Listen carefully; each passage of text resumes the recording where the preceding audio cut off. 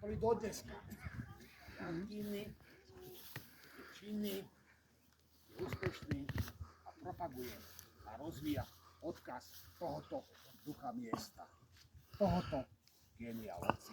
Čo si môžeme viac želať, ako je to, keď sa máme kam vrátiť, keď nikam prídeme a sú tam ľudia, to je tam miesto, ktoré dôverne poznáme, ktoré je nám najbližšie a ktoré si strážime ako najväčší drahokam v našom srdci a v našej duši. A nepochybujem, že takýmto miestom pre všetkých rybárov či rybarovcov sú Ploštiny. A preto tu dneska sme a preto završujeme náš chodník ťarkovskej muziky po 2 dňoch na tomto mieste. Lebo odtiaľto sa išlo do sveta a odtiaľto tá ťarkovská muzika znela tak, že až doznela do tých svetových ocenení.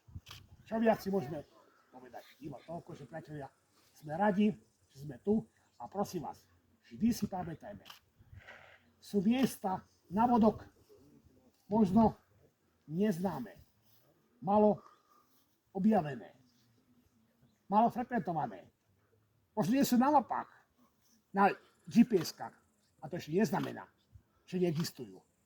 Pokiaľ existujú v našom srdci, v našich dušiach a v našej pamäti, vždy budú fungovať a pretrvajú.